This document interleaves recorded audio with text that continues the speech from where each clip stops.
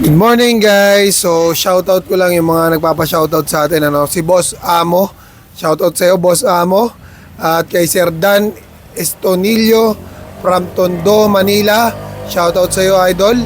Shoutout sa lahat ng mga taga Tondo, Manila Shoutout din kay Sir Joelitz Balyaper from Tagum City.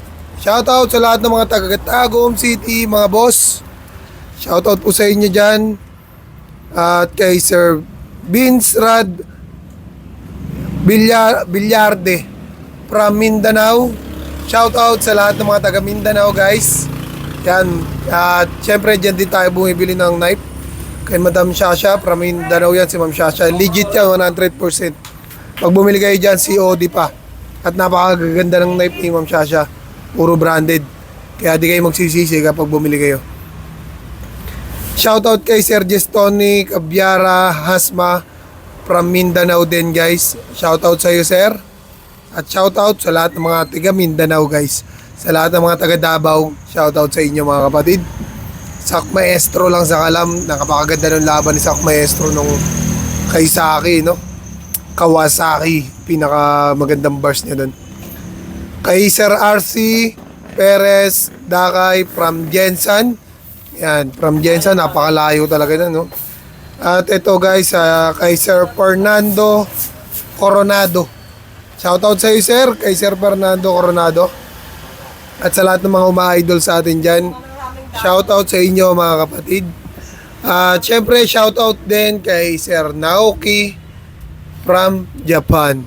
Yan, talagang napakalayo na, Japan, from Japan, napakaganda dyan sa Japan at napakalinis.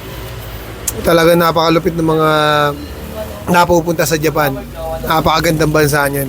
At syempre shoutout din kay Sir Mark Basas na nasa New Zealand. Yan. Dating instructor namin yan sa Rublu, sa TESDA, Slaughtering Operation in Situ. Kay Sir Cleo and kay Sir Aguinaldo de Rojas na may sarili ng training center ngayon sa may Bulacan guys. RGD kung di ako nagkakamali, Raginaldo de Rojas or RDG yun. Ayan, inquire lang kayo kay sir. Talagang napakalupit niya, marami kayong matututunan dyan.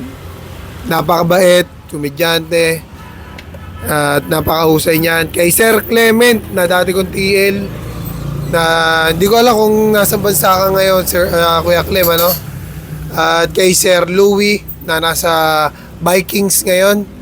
Yan, idol natin yan. Siya yung nagsuserve dyan sa mga Wagyu beef. Nandyan sa area na yan sa Wagyu beef. Si Sir Louie na taga Cardona na isabit ang Sanrock sa ring-ring. Ganyan ang mga taga Cardona guys. Ginagawa nilang R yung letter D. Shoutout sa lahat ng mga taga Cardona. At maraming salamat sa lagi niyong panonood sa akin at sa ginagawa natin. At sana sa lahat ng mga baguhan at nag-aaral pa lang. Sa mga nag-a-apply guys, congrats and good luck. Abangan niyo yung paparating nating exciting na gagawing video. Siguro mga katapusan pa ng April yon or pagpasok na ng May. Yun, nakaka-inspire at nakaka-excite yung gagawin natin doon guys.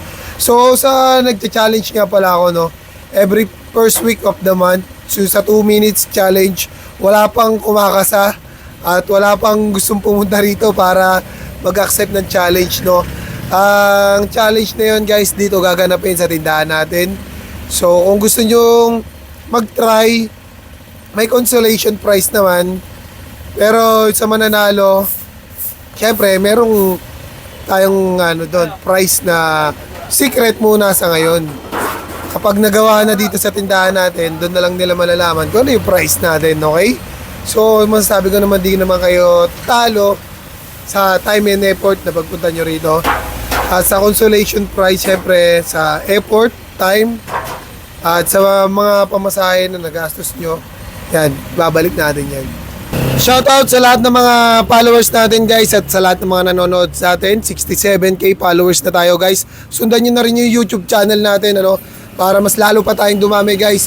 So syempre shoutout nga pala sa Caps Lock Printing.